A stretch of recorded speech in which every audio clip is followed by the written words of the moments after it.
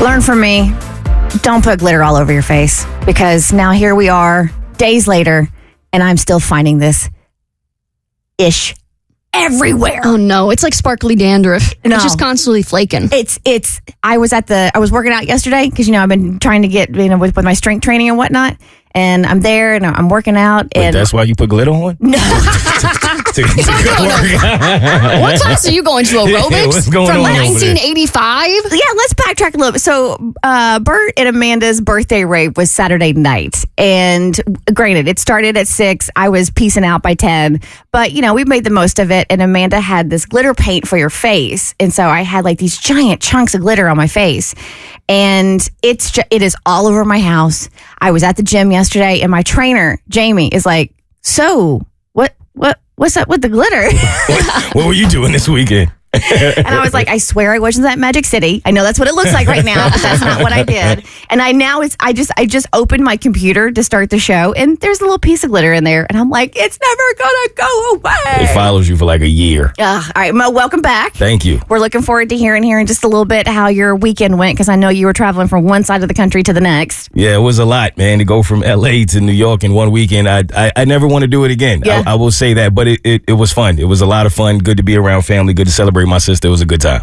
And then, Abby, this time yesterday, we were talking about how you had an impromptu night out Friday night because you were looking for this pseudo celebrity. However, we never shared during the show who it was. And now it's all I thought about yesterday. Like, who is this person you guys were trying to hunt down at the Battery? Oh, I feel like I really hyped it up then. Maybe a little bit too much. Yeah, you did. Because obviously, in Atlanta, there's films happening. People are doing TV shows and movies. So when you hear celebrity in Atlanta, it really could be anybody. But I would maybe call this celebrity, maybe where we come from, they're like D-listers. Maybe as a whole, Z-listers. Oh. But they're on a list. But they're on a list. Okay. You and I said that, and then I was like, well, that's higher than us. That's a good point, right? I know, at least they're on a list somewhere. They're on a list. On Friday, I was out for a walk because I typically don't really go out on Fridays. We have weird hours. I'm very, very tired on the weekends. She's a sleepy girl. Saturday is usually the day that I'm gearing up to go out. So when my friend called me up and said that she wanted to go to the Battery on Friday, I was like, sorry, girlfriend. No, Friday is not my night. I'm not a fun time on Friday because I get sleepy. I only like to drink one day a week. Tomorrow, I promise I will get winky with you, but not tonight. And she goes, no, Abby, you don't understand. Who I heard was going to be at the Battery on Friday? And I was like, who? Is it Glenn Powell or somebody? Who's going to be out there? And she goes, no, the Savannah Bananas are in town. And all those guys we think are so cute from Instagram are going to be out at PBR, according to my bartender friend. And I go, well, this is interesting because the Savannah Bananas are big social media influencers. Even if they're just Z-listers, if I saw one out in person, if I had a couple tequila sodas in me, all of a sudden that person becomes Henry Cavill. The Savannah Bananas, who were just in town, and they were playing/performing, because I feel like they perform just as much as they actually play baseball at Truist Park. And they're doing a sold out stadium tour right now because whatever they have done with this team has just captured people, and they are so entertaining to watch. Because I know some people can say baseball can be a slog. It can be kind of long or whatever, sure. Even though they have picked up the pace now with how fast they have to throw the pitches. But yeah, no, they make it entertaining from first pitch to last pitch. And you know what it is? There's a time limit on it. That's why I love going to those Atlanta United games, because you know when it's going to end. Whereas Savannah Bananas, they kind of do the same thing. It's 2.5 hours in and out. You get to see some funky dance moves, some good baseball. Have a game clock. Oh, okay. Yeah. All right. They speed it up. That's why they call it banana ball, because they've kind of changed the rules a little bit in terms of baseball. So all of a sudden I hear that and I go, you know what? Let's do it for the plot. So immediately. And the guys are cute. And the guys are cute. I mean, a lot of them have girlfriends, but the single ones are cute too. You would know. Yeah, I would know. Obviously, Wow, you clearly have. we 6 are married, 3 have. I've done the numbers. We have the roster. We know who we can approach and who we can't approach. So we're making our list of who's going to walk in with a girlfriend and who is going to be fair game at PBR. So I run home. I do my instant spray tan. I shower, do the hair, run out to PBR. And I get there and I always forget how big like Sports and Social and PBR is, because we get there and I'm like, how are we going to find them? Because I don't recognize them without their little banana uniform on. Like, are they going to walk in? I don't think they walk around with those. It's kind of sort of like seeing like Santa Claus. If you're going to see Santa Claus out, you expect him to be in his red suit, whereas they're not going to be out wearing their Savannah Bananas uniform. So I'm like, how are we going to know like what these generic white boys with mustaches are? Like, how are we going to know that they're Savannah Bananas or not unless we know they're the specific player? You just yell Savannah, and then they respond with banana. They have to. It's in the contract. I think so. Yeah. So we get out to the dance floor, and my friend goes, and I go, "Did you see one? Did you see a banana?" And she goes, "No, that's my friend." And I know he lives in Savannah and is friend with a bunch of the Savannah Bananas. So we walk over to her friend. Lo and behold, literally it's all of them in one dance circle. So we got to hang out with some of the Savannah Bananas and their girlfriends on Friday night. Was it everything you hoped it would be? Yes, their mustaches and their dance moves were as great as they were on the internet. Imagine falling asleep on your flight and you wake up and somebody has braided your hair, but you don't know who did it. Oh my God. Because that's what happened to this woman. Mo, has anyone ever braided your hair? I can't say they would struggle to do it if they tried. So, Mo, I know you spent a majority of your life on airplanes this past weekend, flying from Atlanta to LA to New York, back to Atlanta. So when I saw this story, I wanted to ask you, like, if you've ever witnessed anything, what you would do in this situation. But this goes to real.Danny B. And she came with receipts, right? Because I'm like, no, she's making up this story. But it seems pretty legit that she said she fell asleep on a flight and somebody, she has no idea who, braided her hair. To the man that braided my hair while I was asleep on the plane, I need you to come forth immediately. You sat directly behind me. Some people might say, how did you let somebody braid your hair? First of all, when I get on the plane, I don't sleep, I hibernate. I remember specifically, I'm asleep on the plane and I hear and I said, who is taking pictures? And when I wake up, it's literally right in my ear. That's where I found the braid. Don't touch people while they're asleep. It's weird. That is insanely diabolical to touch somebody that you don't know while they're sleeping. So this reminds me, you know how some things just will stay in your brain forever, no matter how hard you try to unforget. So, or unforget, how hard you try to forget. I don't know why. Why did you try to unforget it? I don't know. How hard you try to forget it. So I remember in high school in calculus class, all right, my friend Amy, who was on the basketball team, she sat in front of me. There was a guy that sat right behind her. He was a dude in the band. I can picture this like yesterday. And she would lean back to put her hair in like a scrunchie or something like that. And he would put his hand on the edge of his, he would put his hand on the edge of the desk. So her hair would brush his hand, because as she was leaning back, and it wasn't like super long, but still long enough that it brushed his hand. And then No. This is like seared and burned into my brain. See why? And I can't. I feel like I'm never going to be able. And I had to tell her after class. I mean, I had to. Like, she's my friend, and we play on the basketball team together. And I'm like, hey, I just want you to know that XYZ, who sits behind you, when you lean your head back to put your hair in a scrunchie, he touches your hair with his hand, and then he smells. My man do a scratch and sniff.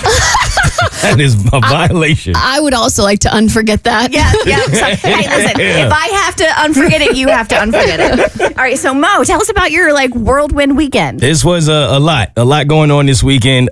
So if you missed this, yes, I had a packed weekend. I had to fly to LA to keep some reservations that I made with a friend of mine to go to a concert and host an after party, and that was Friday night, just to be back in New York City on Saturday night to be with my family and to attend my sister's first art show on Sunday. So this weekend felt like I think this is probably what it feels like for an A-list celebrity to go on tour. I would imagine this is the life. Like I pretty much just slept where I could, when I could, because I was moving from beginning to end. It was insane. So I got on a flight to get to LA pretty much immediately after work. We got there. I had enough time to go get dinner. And for some reason, before we went to the concert, everybody wanted to do the Hollywood Walk of Fame. Like, that was, I don't know why, but that's the one thing all these New Yorkers wanted to see in person. And we went, And it was a bit overrated. Yeah.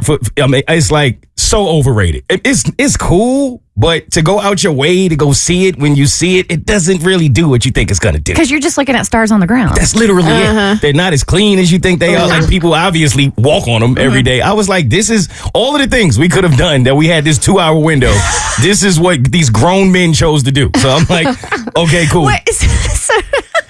Yes, you see that's what they wanted to do. That's what they want. And I got there and the plans were made. They didn't want to go to the Staples Center and see the Kobe Bryant statue. No. They wanted to do the Hollywood Walk of Fame. Hollywood Walk of Fame. All Grown right. men. That's what they wanted to do. So I said, okay. And then one of them wanted to see the sign, like the Hollywood sign. I was like, y'all on your own now. At this point, do your own thing.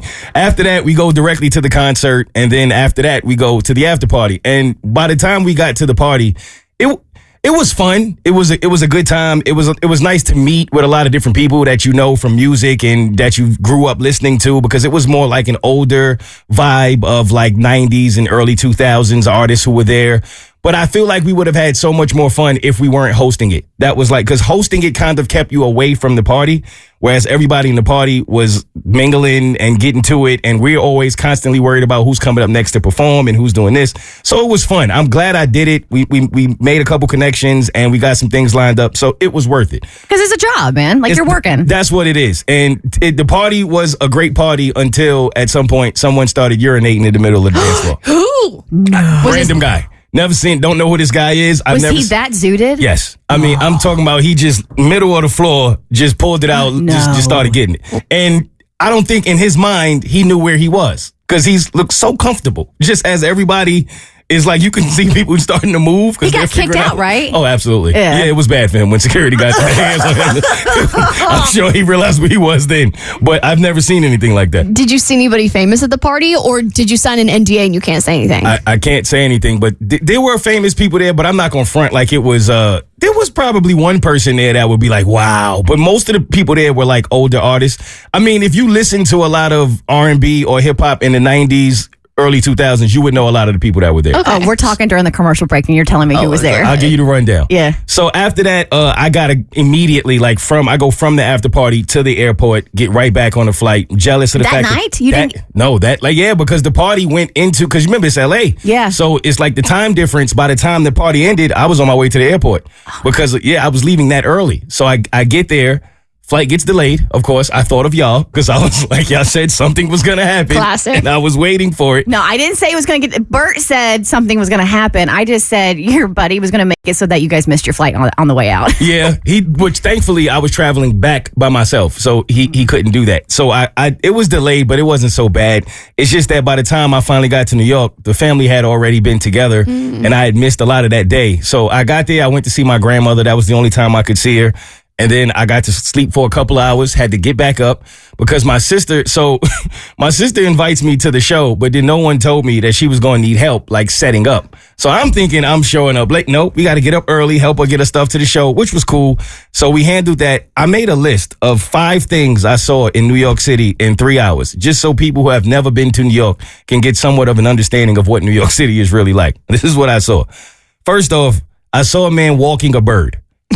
A bird. A bird. Ever since I saw someone describe New York as the world's largest outside insane asylum, I was like, that's New York. It's Like with so a fitting. leash? With a leash. The man literally walked his bird to the car, got in the car, and then tied the leash to the antenna, and the bird sat on the car and waited for him to come out the store. I took a picture of it. Perfectly normal. I don't see believe the it. issue. It's just New York. It's just New York. Then I saw a dog on a scooter Okay. with his owner. They both had scooters, and the dog had his own scooter with legs on the scooter and paws on the handlebars. Shut up. I promise you. Took video of that, too. Couldn't believe it. I'm like, well, New York.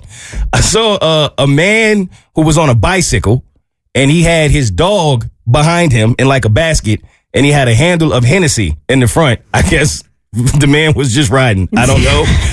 I saw 2 people being very, very friendly at a bus stop. At a bus stop? At a bus stop, broad daylight. I'm talking about friendly. Ew. Yeah, it was that too. And then last, I saw a car accident, which was bad. But the guy, like, no one was hurt. But I never saw a car accident like right in front of you. Oh, you heard the crunch? Like the crunch. And then the guy gets out the car and just walked away drinking a coffee. just got out the car, drinking coffee, and tried to run from the scene. And the other guy is trying to get out the car, but the door is jammed to tell the guy, come back. Because we just got into a car accident. Like, where are you going? The guy was just casually walking.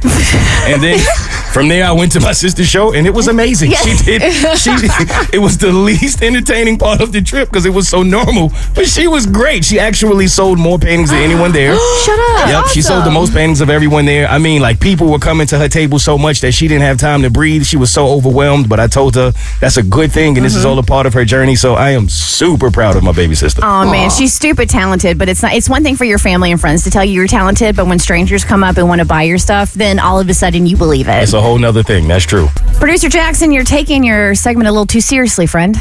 Why? Well, you want to ruin everything, including our spring breaks, by coming in here and hacking your germs. I'm sorry. I'm like, so help me. If you get us sick before we leave, I'm going to haunt you. I'm truly hoping the reason why I was out yesterday was because the pollen actually just completely infiltrated my body and there was nothing I could do about it. So let's hope that that's the reason. Do you have bad allergies? Generally not the worst, but with the way that things have been. But it was the pollen, Mo. Right. Do you have allergies? Not at all, actually. I've never experienced that. There were record-breaking numbers of pollen this weekend. Yes, there I were. rest my case. Okay, all right. Well, now it's time for Jackson to ruin something else. Jackson ruins everything. Jackson ruins everything. Jackson ruins everything. Jackson ruins everything. Jackson ruins everything. Why do you have to ruin everything, Jackson? Including our spring breaks. Hey, this is not on me. If any of y'all get sick, I promise it's not on me. So for this episode of Jackson Ruins Everything, I was going down a bit of a rabbit hole when I was researching this one. The initial idea was for me to look up what I was considering to be bad UX design. And what that means is UX is the general term for your user experience. Okay? If you think of good UX design, think of things like appropriately labeled door handles that say push or pull. That's good UX, right? Okay. Bad UX is when it's not labeled and it's very confusing about what you're going to do, right? Like our doors here at the station, even though I've been working here 14 years and I still open them the wrong way. I do the same thing. The one that's coming out of the elevator, I do wrong a lot, more than I'd care to admit. Good UX design can be something like, remember when the iPhone introduced where you'd get like a text verification code and it automatically like populates that box when you have to send that out? Amazing, love right? That. Good UX, okay? So I was looking into bad UX design and I was going down this rabbit hole of like how companies are evil and they make your user experience intentionally bad for you to do all this stuff. And then it sent me down this whole thing of me just looking at general bad designs of things that we deal with every day. And so this is basically just going to be me maybe not ruining things, but just complaining about things for a little while because there's a lot of really terribly designed things out there. What you got? Okay. First and foremost, this is where we started off when I was looking all this stuff up. Pop-ups, all right? Pop-up ads, I understand why websites have to do. There's a reason why they're there. A lot of times we get websites for free because they allow advertising on there. Don't make the X button for the pop-up the tiniest little thing in the top corner so it forces you to fat finger it and accidentally click into the ad. Yep. No, my least favorite is when you get a pop-up ad and they have two options. And and like one of the options is like, no, I want to remain ignorant and stay unemployed. I hit that with no problem. Yep. And I'm like, ignorance is bliss, baby. Yeah, I'm like, why are you attacking me in my choices right now? That's I know. so rude. And then another one pops up and it's like, are you sure, dummy? Yeah. And you're like, all right, fine. Jeez, I get it. All right. The keep me logged in button, that never works. Yeah. Where you check that box when you log into something, and usually it's after you haven't been on this website for a while, you forgot your password, so you've already gone through that whole, roundabout way of fixing that, and then you say that you want it to, remember who you are, and then it never remembers. Hate that. The entirety of the Yelp application. I'm not just saying that because I used to work there and I'm very bitter about me working there, but Because you got fired. no. Besides the point. Don't let facts get in the way, Abby. This is purely facts. This is me not letting that cloud my judgment at all. When I go and search for a restaurant on Yelp, don't give me an advertisement for other restaurants before giving me the result that I'm looking for. Oh, the sponsored ads, and then you get to your restaurant. Can't stand it. And Google's been doing that a lot too, Yeah. where you look up an apartment that I want to go rent, and it gives me 4 other apartments that are not the one that I looked up. And before, when you used to Google stuff, there used to be like 1 or 2 sponsored links, but now you literally have to scroll by like a dozen sponsored links before you get to what you were trying to Google in the first place. It's a half page now, Yeah. at least, right? Any parking sign that has too many rules on it. You know when you go and park in some places in the city and then it's like no parking, but then below it there's a paragraph that says like on Tuesdays to Thursdays between 6 and 8 p.m. you can like maybe park here as long as the moon's not showing. I hate those because it's intentionally trying to get you a ticket. All right, 100%. the entirety of the new Apple's photo app. If you guys have updated your phone and have looked at your Photos app, I just hate all like they're trying to press for like these AI generated like memories and new albums and all this stuff. Just give me my photos and just organize them by date, and then we're good to go. I'm not gonna lie, I was with you until I saw one of them. They put like this little memory thing of me and my sister for her birthday, and the fact that I didn't have to do that and it was kind of fly, I was like, all right, I'm not mad at Apple for this. I guess. Put the background track. Yeah, I was like, this high. If you have a use case for it, I totally get it. That definitely makes sense. Please, you sent it to her pretending like you put it together, didn't you? Of course I did. Was thinking about you, sis. When the subscribe to promotions or further deals box is already checked automatically when you're making an account on a website, I hate when they do that. You know, when it's always like, you accept the terms and conditions, and below that it's like, check this box if you want, to receive promotional emails. No one ever wants your promotional emails. Do not automatically check that for me. Yeah. Don't even give that to me as an option. Yeah.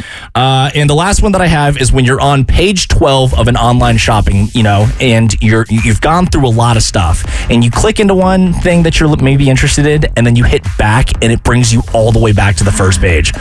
Why do that?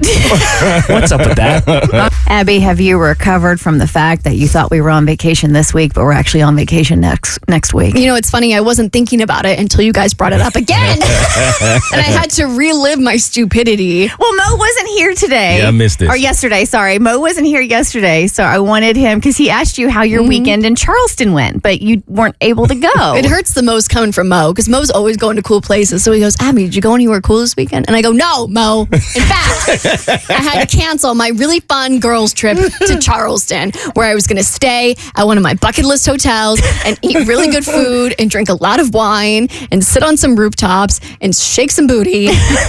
But no, because I didn't read the email completely, or I probably did read the email, but I probably read it wrong, thinking, oh, no, it's not the first week of April. We're always off the first week of April.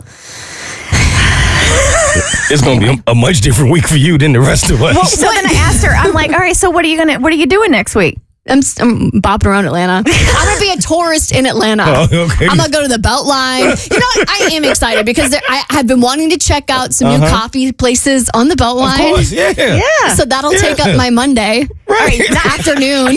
Not to rub it in, because this is a loaded question. Mo, do you have anything big planned for next week? I actually don't. You don't? I don't. For once, I've decided, well, I'm going to go spend time with family. So I'm not really going anywhere cool or anywhere to brag about. No, not this time. So not Dubai. No. Not the Maldives. No, well, for now. You know what it can change in a minute. You're flying to Manhattan, but you have a layover in Amsterdam. That could happen. All right, so I saw this and I wanted to ask, listen, seriously, no judgment.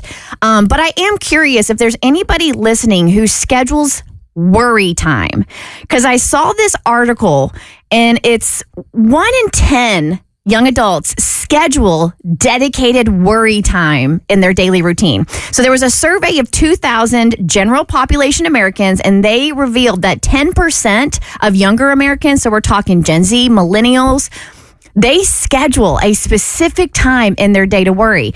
And then when they added everything up, Americans on average spend 138 minutes worrying every single day. That feels low. Wow. Right? I worry all day long, so I don't have to schedule it. All right, Yeah. 1-855-BERT-SHOW, 855-237-8746. Because, we've talked at length about cry days and how, like, everything comes, just starts to bubble over. So I have definitely scheduled aside a cry day just to be, mainly so I can control the environment, because I don't want to lose it in public. Because it'll be something so innocuous and the reaction will be disproportionate to whatever happened because you're so amped up or because everything has built up. So you have like this cavalcade of emotions that otherwise you wouldn't have if you just would have scheduled a cry day and got them all out, and you would be a little more even keel. So yeah, I'm wondering if anybody listening actually does schedule worry time. Yeah, it's always anxiety o'clock when you live in worst case scenario land, which is where I reside. For me, I don't necessarily schedule worrying time, but I do schedule time periods of when I know I have to do really stressful things. Like for me, I knew I was going to need a solid 4 weeks, specific days within a 4-week period to handle my taxes, because I knew I was going to spiral about it no matter what. I was always going to think I was going to do something wrong. I was going to have to triple check my CPA because I have OCD and I'm paranoid about going to jail because I wouldn't survive. So, or paying my credit card. I know I have to schedule a specific time during a Sunday when I know if I spiral, it's going to be fine. So I'm constantly worrying, but when I absolutely have to spiral, there's definitely a time period. Yep, I feel like it's the opposite for me. I tried to schedule an hour at least a day to not worry about anything, because I feel like that's what I'm constantly doing, is worrying. But I do wonder, for the people who do it, do you feel better? How does it make you feel when you literally sit there and just go through all of the worries, all of the possible things that could go wrong, and then right after that moment, you feel healthier? Because we all know it does zero good. I mean, you can go on Instagram and you'll have all these inspirational quotes. It's it's a waste of time to worry, because you're basically trying to predict the future, which you can't do. So until something happens, what's the point? Now, any ideas as far as the ranking of the top things people worry about? Money's got to be number one. Finances, number one. And that was followed by family. The next one is for me, things you need to do. I am constantly running my to-do list and my calendar in my head, just for fear of I'm going to miss something. And then when you also have kids and you get their activities in there. Next, which is actually kind of sad if you think about it, it went from finances, family, things you need to do, to health. Oh no, I that's what I thought was going to be next. Yeah. Okay, health should be first. Yeah, technically, yes. You have health, and then you have work, and then there's politics, and then lastly, getting enough sleep. Oh, getting enough sleep. Which I know we can all relate to. I don't get enough sleep because I'm always thinking about getting enough sleep. Well, they said that most of the worrying happens right before you go to bed. So, let's go ahead and get Noel on. Hey, Noel, thanks so much for joining the show. Do you schedule time to worry? No, because energy begets energy. If you are constantly putting that energy out there and worrying about those things, that's what's going to come back at you. I'm a member of Virgo Nation, Mo. Hey, he's Virgo gang. What's up, sis? Right. But the other side of it is that energy begets energy, why don't you schedule some joy? Why don't you schedule some laughter? Because I'm an OCD kind of person, and I've learned that if I put that energy out there, that's what's going to come back to me. And we have enough in this world that is being thrown at us. And as a woman of color, a Caribbean woman of color, there's a lot going on in the world now.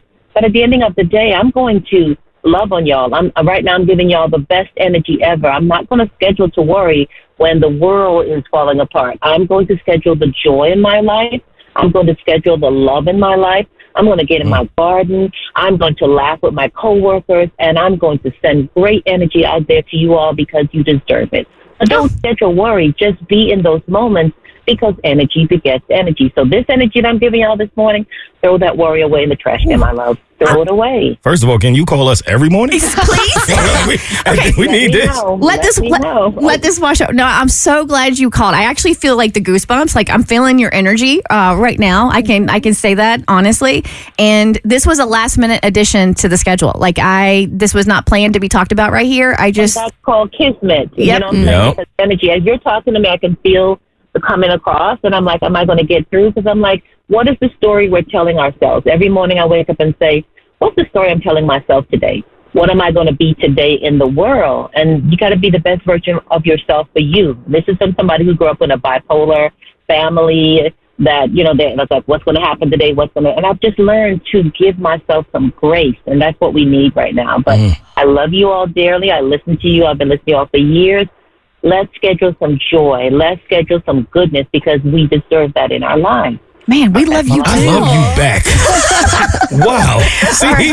All right, put her on hold. Save her number. We're calling her every day at this time. That was beautiful. How do you pull off the perfect proposal when you've got to plan it pretty soon? So my brother is proposing to his girlfriend at some point. We don't know when it's happening, but we do know that it is coming in the near future because they went ring shopping last week. I believe they picked out a ring. And it's all very exciting, very, very exciting. But this is kind of new territory. Like this is the first time I've ever been a part of planning a proposal or being a part of it in any way. And I want to make sure he gets it right. So has he come to you? Like, has he come to your mother to be like, hey, I could use some help or guidance? Or are you guys just weaseling your way in because you want to be a part of it? A little bit of both. So he's been talking about it in our family group chat that is affectionately called Murphy's Law because our last name is Murphy. And we have talked about like dates and stuff because, of course, we'll need to go down at some point. So we can't reveal when it is happening or what the specific details are. But we are going to help him organize it because Lord knows he's going to need the help. So he wants you guys involved. Yes. That's so sweet. It is very, very sweet. Yeah. Him and his girlfriend are very, very family oriented. So I'm sure at some point her family will be involved in some capacity, whether it's an engagement party or whether they come down for it. I'm sure they'll be there for it. But we haven't figured out those details. Like we literally just found out this was happening like within the last 7 days. And I take this job very seriously. I was very heavily involved in my cousin's wedding and wanted to make her bachelorette party a success and wanted to make my speech for her wedding really good. So when it comes to the proposal, like I've got a winning streak and I've got to make sure that I stay on it, make sure that my brother comes out looking good. Because if it doesn't go over well, I mean, this is the kind of thing that you hang over your fiance or husband's head for the rest of your life. And I don't want to have any of that guilt. So I went to the internet to look for some tips. And some of the things that came up were some of the things you would expect. Like, obviously, you want to make sure that you get your partner's preferences in check. You got to get the ring on lock, which I know that they have gone shopping and figured some of those details out. But then you got to pick the location. Like, do you do it on like a destination vacation? Do we all plan like some kind of family vacay that like, oh, she's getting proposed at? Or do you do it in your hometown? When do you do it? Like, is it better to do it in the summer? Is it better to do it around the holidays when everyone's already kind of bouncing around the same locations? After a drink, without cocktails. I do have cocktails. Do you go sober? Do you snort a line before? Like, what do you do? Of course also, you got to figure out your speech. Like, what kind of things do you want to talk about in your relationship when you ask this woman to spend the rest of your life together? So that is the one sticking point for me right there, because I've been doing radio long enough that over the years, several guys have hit up the shows I've worked for and they've wanted to propose, right? And so all this planning goes into the setup, right?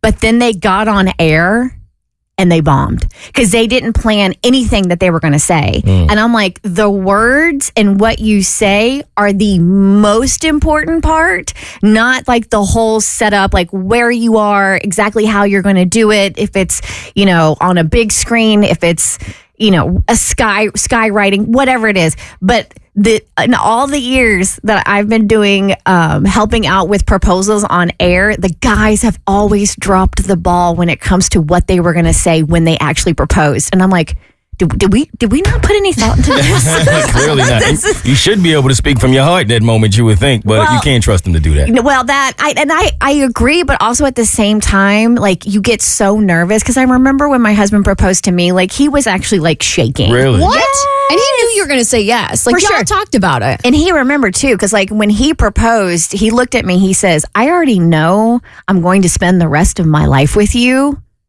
but will you marry me? Okay. So regardless, so he like really put a lot of thought into it. So I just want to implore your brother that, we focus on the ring, we focus on the location, we focus on who is there, but we tend to forget to focus on the words. So I would implore him to really put some thought into that. He's a sales guy, so he's really good with his words. But the one thing that I implored for him was, I was like, you can't do the kneel wrong, because there are some guys that go completely on their heel when they propose. So they're kind of like squatting and like You know what I'm talking about? Where they sit on their heel, they don't do the proper 90-degree bend. Yeah, and because they're standing too close. And then you get like this weird arch, like your back is arched and you're looking up awkwardly. I was like, you can't give her the ick right before you ask her to spend the rest of your life together. She's going to rethink it. See, for me, I might have them kicks on. So I'm worried about creasing the sneakers. And when I have seen videos where men have taken their shoe off and then got down on bended knee because they didn't want to put a crease in the shoe. Then there's also the really important, this might be one of the most important things to consider when it comes to your engagement, but do you celebrate with friends and family after? Do you wait a full day? Because I've heard some people say they really want that to be like an intimate moment between the two of them. So like, how long do you wait to have your friends and family come around and celebrate? See, I think that's just completely up to the couple, like what your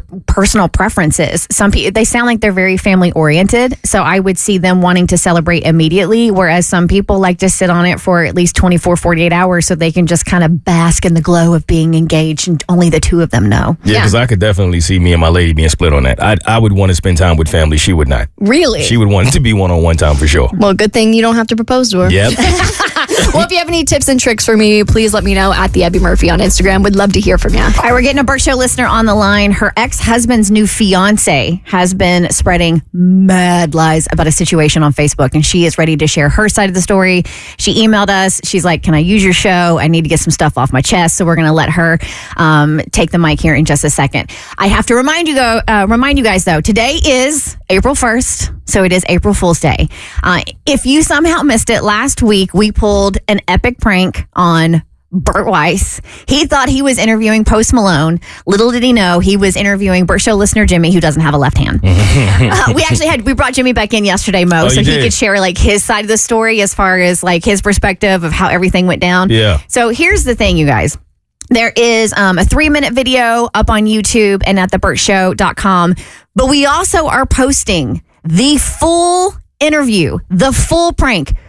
Bert talked to this man for 20 minutes. All right. 20 minutes. He thought he was interviewing Post Malone and he was not. Standing right next to him. Literally fake tattoos and everything. So if you guys have time, if you want to check out the video special just for April Fools today, we have those videos again up at thebertshow.com and also on our YouTube page. So yeah, if you want a good laugh, if you want to make fun of Bert, by all means, he's not here today. He's doing a podcasting conference in Chicago. Hit him up in his DMs and be like, my dude. What is going on with you, man? You all right over there? His girlfriend Amanda was like, I am making you an eye appointment like yesterday. All right, so let's go ahead and get Rosie on. So Rosie emailed us and asked if she could use our show because she is fed up. She's been reading all these lies that her now ex-husband's new fiance has been posting on Facebook. And I wouldn't even say it's like vague posting. She's just basically attacking her and her character on Facebook, spreading lies, and she is ready to set the record straight, and she wants to do that with us. Hey, Rosie, thanks for joining the Bert Show. Oh my God, thank you guys so much for having me on. You're so welcome. So yeah, we got your email and we are more than happy to let you use our show. And so go ahead and give us a little history here. And yeah, this is all you, girl. Set the record straight. Okay, so my ex-husband's fiance, new fiance, she's been running her mouth all over Facebook, and I've been staying silent, but I'm over it at this point. She's been posting stuff like how she rescued him from a toxic marriage and how like I was so lazy and I took him for everything in the divorce, and she's showing him like what a real woman is like. Oh, those are fighting words. Yeah. So, and I really ignored it and tried to be bigger for a long part of this. But I'm going to read the most recent post because now I've had it. Yeah. What's the most recent post that's pushed you over the edge? Okay. So she said, and I quote, "Crazy how some people don't appreciate a good man when they have one. But that's okay because God always has a bigger plan. I'm so thankful I get to show him what real love looks like. No more toxic energy, no more lazy, entitled nonsense, just two people building the future together the right way. Maybe next time, certain people should appreciate what they had instead of playing the victim when it's gone. Anyways, planning our wedding in full swing. Can't wait to be his wife. Hashtag blessed," and then a bunch of stupid emojis. I hate when people bring God into their pettiness. God's like, leave me out of this. Please. I'm minding my business. I got bigger problems. We got to solve world hunger. What this got to do with me? Yeah. So, she's acting like she knows everything about the marriage, and she has one side, obviously my ex-husband, but I've just had it, you guys. Rosie, obviously this sucks. Like, you never want to see somebody throwing some shade or subtweeting you on social media. But like, at the end of the day, like, what does it really matter? Like, he's out of your life. He's your ex-husband. This is his new fiance.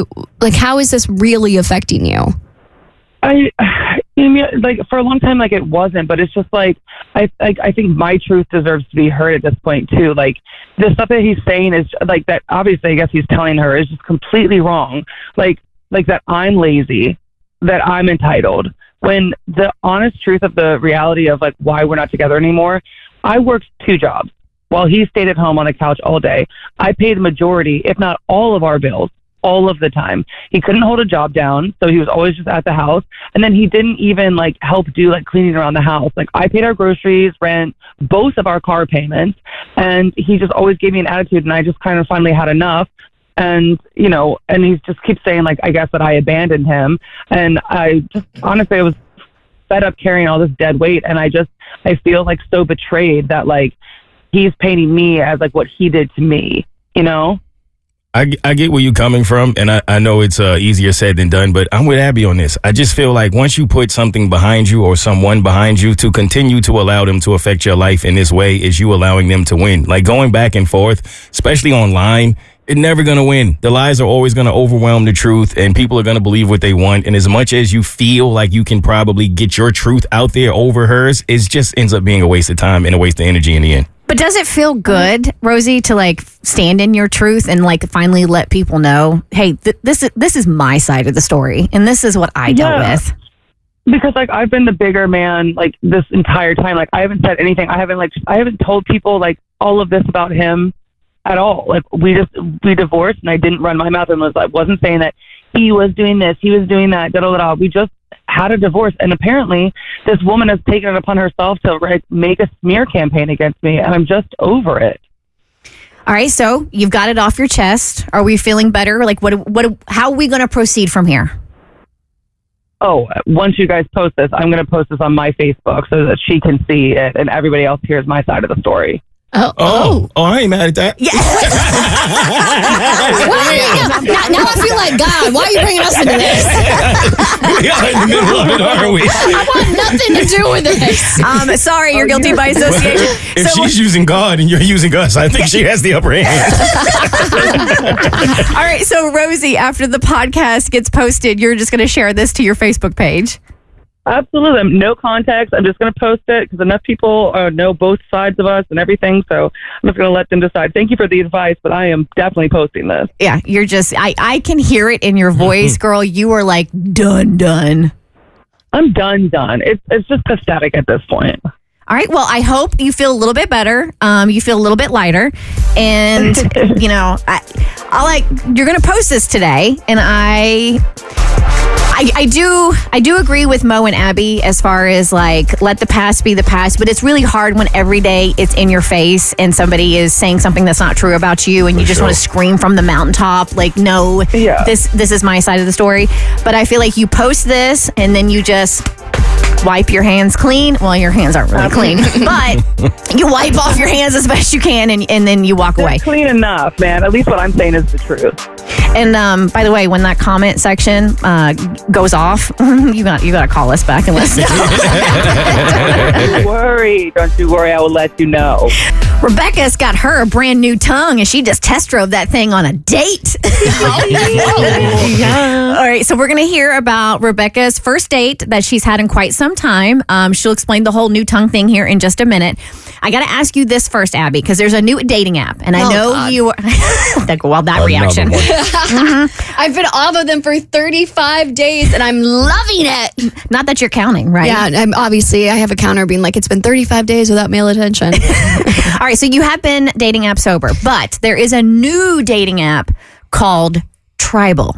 and it's changing the game by blurring the pictures of people you're chatting with for 72 hours. Immediately no. So you are conversing with somebody for 72 hours, but their face is blurred so you can't see what they look like. Tribal is essentially a friendship and dating app, but it's really based on psychology, and it's all about combating loneliness and improving social connection, trying to use technology in a really positive way.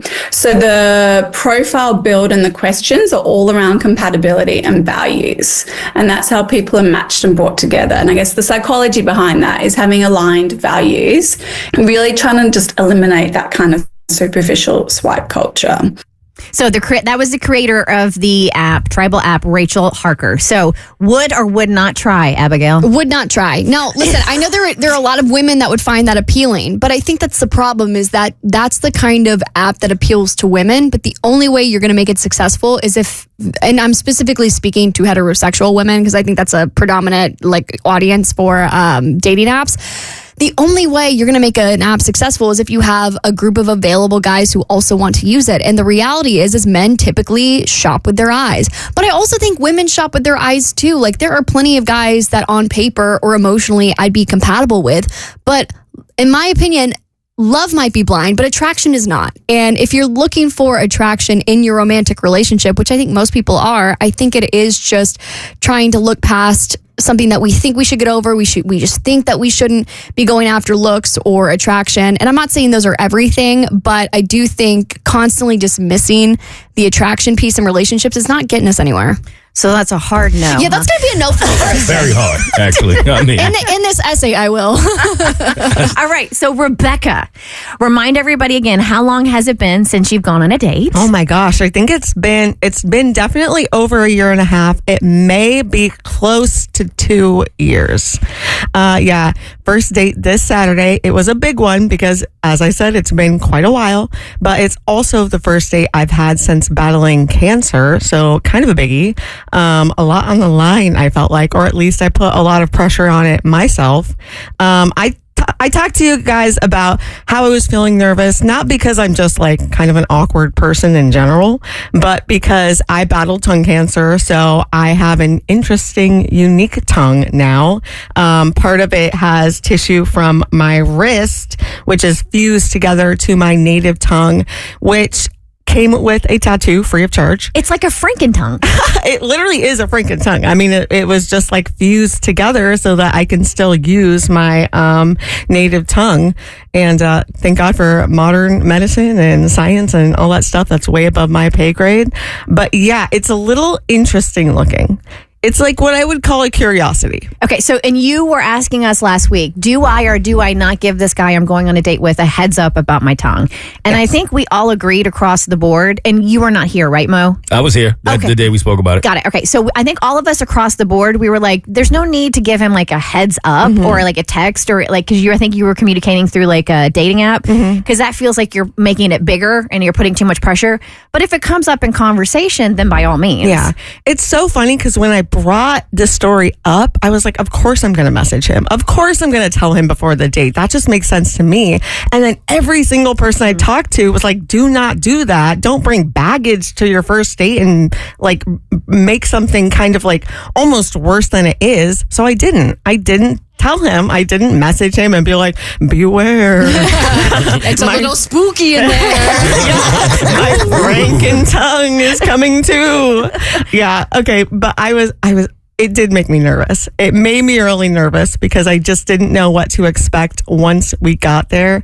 And I took the day Saturday. I really relaxed. I prepped for the date kind of the whole day, really gave myself this nice spa day, took care of myself, did my hair all nice. Did you do the shower? Oh my God, I almost fainted in the shower from how hot it was and how long I was in there. Yes, it was the full shower TM trademark. But then suddenly it was everything started going wrong. I did my makeup. It looked beautiful. I'm putting on mascara. A huge glob hits my cheek and I can't even get it off. No. That first horrible red flag. I am driving to the coffee shop. I'm pulling in. There's a perfect spot right in the front. Someone cuts me off and gets there before I do. And I have to find street parking elsewhere. Then I show up and I'm early to the date, which Abby told me not to do. She told me to show up late. So my pro tip for dates is I think you should always get there 5 to 7 minutes after the start time, because you're hoping the guy is going to show up on time and he's going to figure out all the scary logistical things. Like, where are we going to sit? Are we going to stand in line? Is he going to buy something for me? If you show up about 5 minutes late, it's a respectable time to where he can handle all of that and you can just show up and be your beautiful self. I did the opposite. I showed up like 5 minutes early. So I'm like, whatever, I'll go and get my coffee. This is good. I'll like find a good vantage point and sit there. Get to the cashier. I forgot my wallet. Are you serious? I forgot my wallet. And I'm like, oh my God, this guy's going to think I'm doing some like womanly trick to be like, going to think that. I would think that. I forgot my wallet. Oh, did you now? Oh, no. Oh my God. So I'm standing there. The cashier's looking at me. I'm looking at them and we are just like staring at each other. He walks in behind me. Thankfully, he was very cool with getting my coffee. I didn't let him know that I lost my wallet. That was it. Whatever. It was fine. So we sit down and I'm so nervous. But the date went so well. It did. Right. It went amazing. You sure that just wasn't you jacked up on caffeine? Maybe. Yeah, I was really drinking the espressos. Very Italian. Yeah, we sat down at like 7 p.m. and got our coffee and sat in this little corner booth. And we literally didn't get up until a barista came by and was like, do you guys need like to-go cups? Because we realized it's 10 p.m. and they're kicking us out. You were there for 3 hours? Yes, we talked nonstop for 3 hours. Wow. Man, that's a great date. That is a great date. And not that this even matters, but because this has been the focal point, did the tongue come up in conversation at all? It didn't come up at all. No!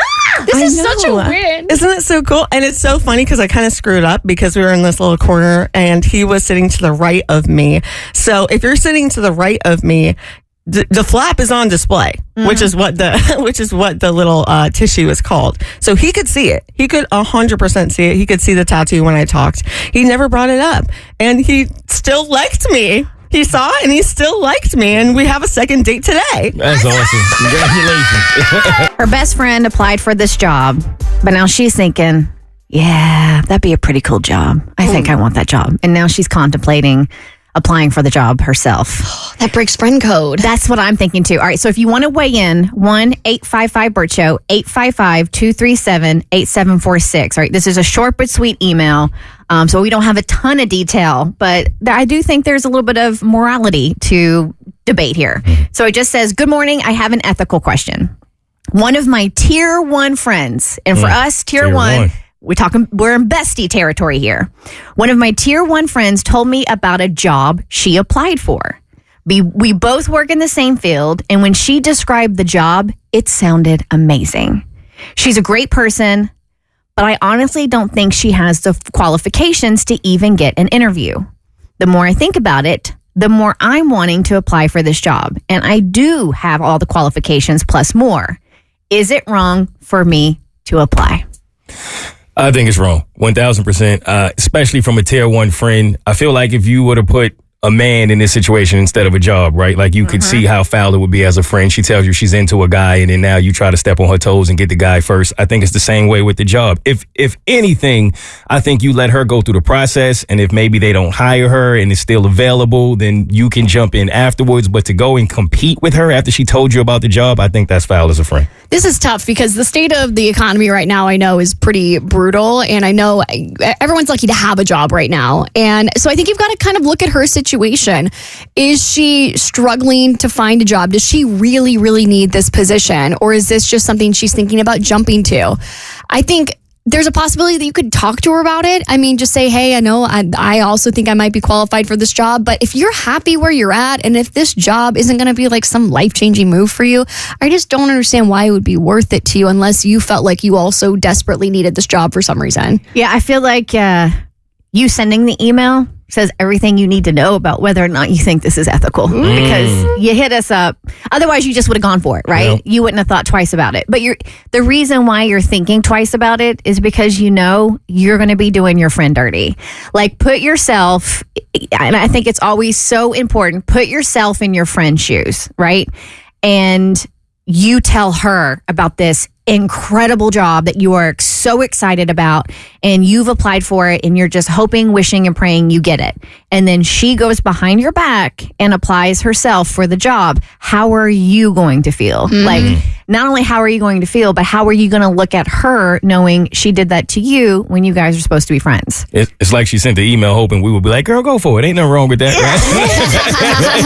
right? That one was a pretty easy peasy unanimous decision. For sure. All right, Mo, let's do a little Tuesday TED Talk here. And this all has to do with finding inspo at your uncle's funeral. It was a shocking way to find inspiration at my uncle's funeral, 1, and 2, with a story that is about cookies.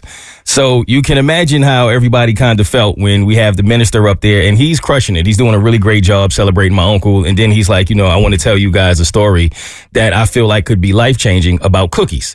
And we're all sitting there like, bro, what? Like, we're going to talk about cookies at my uncle's funeral? Did we specify what kind of cookies? Nope. He didn't say. You think he was going there at the funeral? You wanted me to say, hey, what kind of cookies, though, bro? What we talking about? I got to know. If it's oatmeal raisin, I'm not invested. But if it's chocolate chip, then I'm in it to win it. Is it Oreos? Is it Chips Ahoy? We need details. No. So he tells us that he has a friend who is also a minister, and she told him this story, and he was relaying it to us. And he said that one day she bought herself some cookies. It was a long day for her. She was going to get on a flight, and she kind of wasn't seeing things as clearly as she would like to have because she was so tired, which in our daily journeys of life, we all go through that. So she buys whatever her favorite cookies are, right? If I see them again, Kristen, I promise you I will find out what kind of cookies they were. She puts them in her purse. She goes to get on her flight. She doesn't think anything of it. When they get on the flight, it's 3 seats. It's empty in the middle. It's a guy on her left. She takes the cookies out and she puts them in like the pouch in the seat, in the back of the seat in front of her. She goes to sleep, doesn't think anything of it. When she wakes up, she doesn't see her cookies anymore, but there's an open pack of cookies, which are the exact same cookies in the middle seat that this guy is now eating from. So her mind is like, no, there's no way. Like, there's no way this man reached across, took my cookies out the pouch, opened them, and just started helping himself. But she's like, you know what? She's trying to follow the word, and she's saying that God is telling her maybe this man is just that hungry. No. Or if he's even that crazy enough to do that, I can't beat him up. I'm not going to make a thing of it. So she's kind of people-pleasing in this situation. Like, I'm going to just let this man have these cookies because I'm not fighting him over no cookies. Do not mess with my cookies. Which is what most, as he's telling the story, he's like, what would y'all do? And everybody is like, now it's gonna be a problem on that flight. It's gonna be an issue if you just go taking my cookies. I'm actually I would be such a tattletale. I would hit the flight attendant button, and she would come over, and I'd be like, he stole my cookies. This man, right? So she's like, I'm gonna let it go, right? Then he has the audacity to pick them up, reach over, and offer her some. So she's like, the nerve of this man. You're gonna offer me my own cookies? So now she's like really in her mind. She thinks she's being pranked at this point. Like, what is going on? But she takes some because she's like, I bought them. Yeah. I'm going to eat some of these cookies, right? So she's eating, she'll eat one, he'll eat one. And they're just kind of going back and forth. And she's just sitting in it like, I can't believe this is happening, but I'm going to let it go. So it gets down to the last cookie. And the guy goes, pretty good, huh? Do you want the last one? Something like that. And she's like, he's going to offer me my last cookie. She's like, you know what? Nah, I don't want to take the last one. It's fine. You can have it. And then he goes, how about we split it? So she's like, sure, I'll split my last cookie. Thanks. That was so kind of you to offer. So she takes the cookie, doesn't even say thank you because she's feeling like, I'm not going to thank you for giving me my own cookies, but whatever. So the flight lands. He gets up, throws the cookies away. He gets up and he starts walking off, says, have a nice day. She kind of looks at him like, yeah, you too, but didn't really give him the energy that he was giving her. So as she gets up to leave, she just starts double checking everything around her to make sure she didn't forget anything. Her cookies were still in there. They fell down. Those were actually his cookies. She was eating from his cookies the whole time. He was sharing with her, and she had this attitude because in her mind, the perception was that this man was taking from me, but in reality, he was giving to you. And she just always saw that as like just a microism of life, in that a lot of times you really do have a perspective that is so different from the reality of what someone else is experiencing. And the whole time you're thinking that something is happening to you, but it's actually something good happening to you. And you're the issue, but you may not know it because you don't have the proper perspective in life. It's not happening to you. It's happening for you. Boom! That's a really good Tuesday TED Talk right there. Right? Hooters is doing a re-Hooterization. So they're facing potential bankruptcy. And so they're taking a look at all of their restaurants, and they're like, you know what? We need to make these bad boys more family friendly. So it's time. Who are we referring to with these bad boys? The Hooters? The Hooters. So the company they're calling it a re-Hooterization. And I just love saying the word. It is an odd word to say. It just rolls. It rolls though, off your tongue. Yeah. Re-Hooterization. Re-Hooterization. So according to reports, they're about $3 million in debt. Last year, they closed about 40 locations in the U.S. There's still currently around 250 Hooters across the U.S. So they are going to try to make it more PG. They're not saying specifically what they're doing to make them more family friendly. They've already had a kids menu for a while, apparently. So I think the only thing we can assume is the outfits might change for the servers.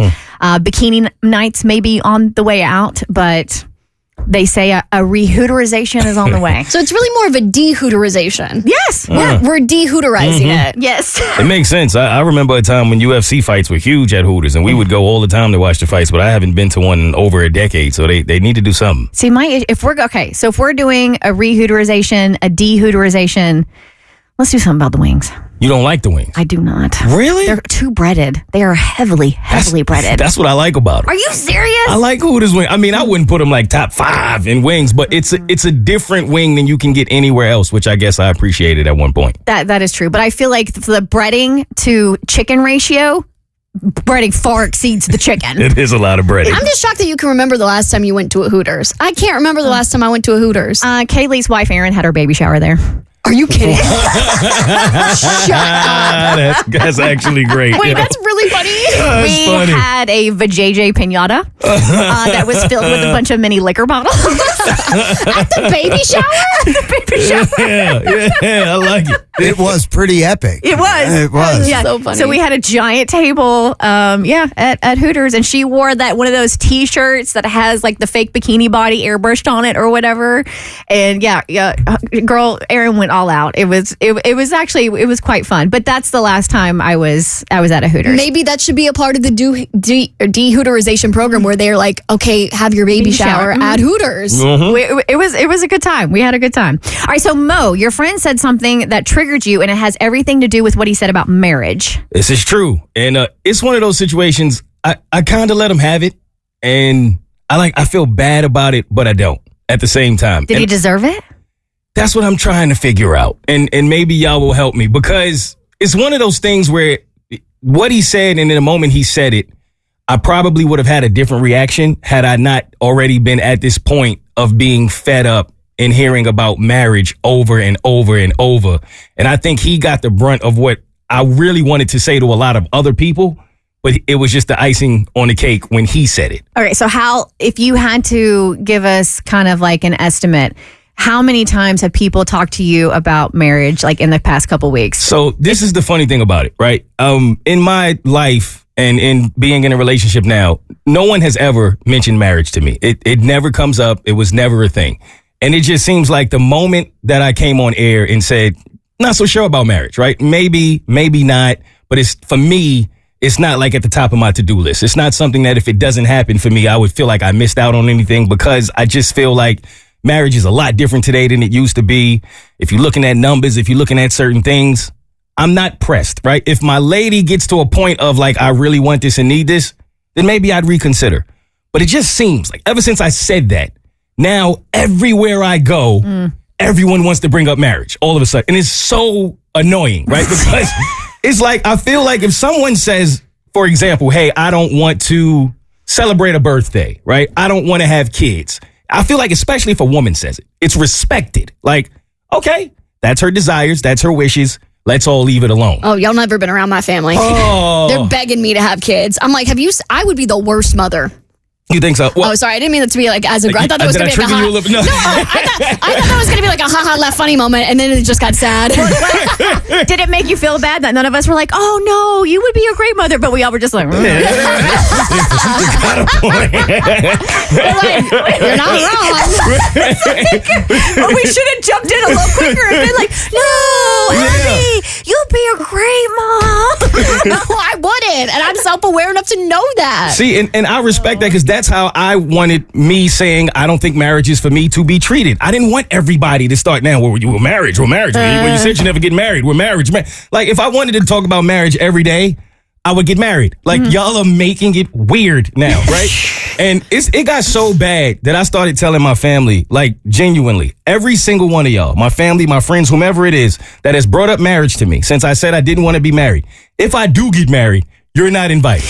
Like, that's how we getting it off. And it's to everybody. Like, no one is safe. I think it comes from a place specifically from women, typically because like ladies want to get married. I think deep down subconsciously, it's a trigger because if you've ever been in a relationship with a guy who was afraid of commitment or didn't show you or didn't make you feel secure in the relationship, typically they were avoidant of marriage. So I think when you say you don't want marriage, it sort of subconsciously triggers these women to be like, don't be like that guy that I dated, 5 years ago or 10 years ago where he was so afraid of commitment and not making me feel secure. I don't want your lady to feel insecure. Whereas it's not that. You just don't want marriage. Exactly. Because respectfully, those sound like personal problems. Yeah. And I don't want you to use your triggers to trigger me. Right. I feel too, people equate marriage with love. Right. And that if you're not married, you're not in love. And I know plenty of people who are more happily in love, not married, than like the other way around. Like, I know plenty of people who are married and not in love. Right. And I know plenty of people who are together and not married and very much in love. And so this is where I'm going with it, right? Where whatever your ideology of marriage is, fine. But it's just, to me, it's as simple as if somebody doesn't want something for their life, let them not want it. That's it. Like, if you say I don't want to go to the store, I'm not going to be in your face every day. What about the store? What about the store? The store? Like, what are you doing? Well, to be fair, have you been to Target? It's to the point, one of my aunts asked my lady, so do you think he's going to propose to you? How would she know, auntie? How would she know if she's going to get proposed to? Or the people who say to me, how do you think she feels about it? Ask her. I don't know, right? It's like, y'all just, now we have to harp on marriage. And at first it wasn't bothering me. It just got to a point of like, all right, y'all are annoying me so much with this that I'm going to snap at some point. And then it happened to be my friend. And that's why I'm saying he got because it was about a month of this, of like everywhere I go, somebody has to make a reference about the fact I don't want to get married. Like it's just nothing else in the world to talk about. And so I'm on the phone with him and then he starts. So, marriage? And I'm like, I think it's so funny that no one ever asked me if I'm happy, right? Like, that's never a question. No one ever see and goes, yo, I'm so happy for you and your lady. This the longest relationship I've seen you in, like all of my guys. And they never just go, I'm so happy to see you happy. Or even ask, are you happy? It's just marriage. And then he said, that part didn't trigger me. It was just like, okay, here we go. But then he said, don't you feel like you getting to a point where people will see it as a red flag if you're not married? And I was like, you know what? You're like the fourth guy that I've heard say that at some point in life, it's a trigger if you're not married. And I was like, respectfully, I'm going to say this to you as respectfully as I can. You've been divorced and it didn't go well, bro. Like, it went really bad. It went so bad, in fact, that I listened to you cry on the phone over it for a year and then tell me you would never get married again. And I'm like, for you, of all people, to say that if a man looks at what that happened to you, and if we're talking numbers, the numbers are on my side. They're not on yours. So if you look at all of this, I don't get how a man could ever say to another man, it's a red flag if I learn from your mistakes and decide that I want to go a different route, right? You decided to get married, respectfully again, to someone we all told you. Don't marry her. We all told you that, right? We said, don't do it. It's not looking good. You shouldn't go this route. You did it anyway, right? And when you did do it anyway, I didn't go, that's a red flag. Nah, bro, I showed up and said, congratulations, period. And that was the end of it, right? So why if I say, yeah, I don't think that's for me. I think I'm going to go in a different direction. Why can't you show up and say the same? Just congratulate me on my journey of happiness and where I want to do in life. Instead, I'm a red flag from learning from mistakes. That didn't make a lot of sense to me. And it was one of those moments when I noticed like at the end, damn, I might have went too hard. Eased up a little bit. That was a kind of crack. That came from a deep place. It did. I've been holding on to that. And I looked at, he was just looking at me like, damn, you read me. And I'm like, Hey, my bad, bro. I don't think all of that was for you. Like, I think I'm a little triggered. I'm gonna go ahead and go get a drink. You literally have him questioning every single life choice he has ever friggin' made. That's exactly what happened. He had tears in his eyes. I was like, oh man, I'm gonna exit stage left, man. I ain't mean for that to happen, bro. I love you, man. So did you go too hard? I'm overthinking something in my head. So when we're about to talk about adult content, should we give a parental warning or should we give a kid warning? Because technically the warning is for parents to protect their kids. We're not giving a kid warning to kids, right? Yeah, but the warning is for the kids, right? It's not necessarily for the parents. It's for the parents. Their kids. I'm just trying to complicate it further. Well, here is your parental/kid warning because we're going to be talking about some adult topics. Okay. Technically, this email is a kid warning. Yes. Yeah. It really honestly is. So we have our Bert Show therapist, Andrea Berkeley, who we're going to bring on here in just a second. But first, Abby, if you can read the Bert Show email we got. Hi, I recently called in on this segment wishing I had more partners before marriage. Anyways, it got me thinking. I would love advice on how to talk to kids about sex and your thoughts. Coming from a religious family, waiting until marriage was very important. My dad made my sister and I promise rings. It was a whole thing, and I still have issues talking about it and it being a bit taboo. I'm not religious now. I did sleep with my husband before we got married, and I really struggled with guilt with sex even when we were married. I would feel dirty. Even now I struggle with it, and I'm 35 years old. I have kids, ages 5, 3, and 1, and I get anxious on how to talk to them about the future.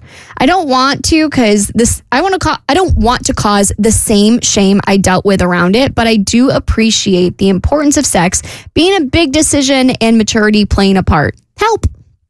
All right, so we're going to go ahead and bring on our therapist, Andrea Berkeley. She has a podcast, Sounds Like Therapy, with Andrea Berkeley on Bert's Pioneer Network, his podcasting company. So, Andrea, you hear this. What advice do you have for our Bert Show listener? First of all, I just want you to know that I am so thrilled to be answering this question because I was a former Baptist youth group girl, and I grew up in the same time where Britney Spears was on television, and then I was also having a purity ring. So, I get where you're coming from. So there are 3 things that you're going to want to focus on with your kids if you want to make sure that they take sex seriously, but they don't feel shame. Mm-hmm. First, right now, when they're young, start explaining that sex is for procreation. So that's really what it's for. We are mammals first and foremost, and we have sex so that we can have babies. And the more that you start to talk about that now, when they're young, the less squeamish you're going to feel when you talk about the more difficult concepts later. So whenever I think about this, I just think you want to repeat again and again, your body is doing exactly what it is supposed to do. And as you get older, you're going to start to feel these feelings in your body, and it's exactly right. So your body is good. It's doing what it's supposed to do. It's going to drive you towards members of the opposite sex or the same sex, but you're going to feel all these feelings in your body, and your body is doing what it's supposed to do, which is to try to propel you to make babies. Mo and Abby, do you remember anything about the talk you received from one of your parents? I never got the talk. It was very quick. I remember my dad saying something to the extent of protect yourself, and if you're unsure, protect yourself more. I think that was the entire talk. What does that mean? I don't know to this day. Hazmat suit? I never got that. That's all he told me. For me, I learned about it at the lunch table because somebody made a dirty joke and I didn't get it. And I was like, can you explain what the joke means? And you actually asked for an explanation of the joke? I was confused because somebody made a joke about eggs, and I was like, what? Sorry, what do you mean? And so my friend had to explain it to me, and I just remember leaving the lunchroom totally traumatized. I'd be like, that doesn't seem right. I don't think people should do that. I do. I think, I wonder, Andrea, if parents do, it's this weird balance because you do want your kids to wait to an appropriate age, but you also don't want them to feel shame over something that's completely natural. So you're kind of in this between a rock and a hard place of I don't want to encourage them to do it, but I also don't want them to have shame in doing it as well. Yes, I know. And I think sometimes we think if we hold back this information, then they're not going to do it. But actually, the more information that they have, the less likely they are to do it lightly. So just remember, for all the parents listening right now, if you feel awkward about having this conversation, that's okay. You can say, I feel awkward about this, but start with the basics so that it's not what we all experienced, finding out about what sex is from somebody else. I promise they're learning about it a lot earlier than you think they are. Yeah, like Abby and her joke about eggs at the lunch table. I think it was 5th grade. That is early.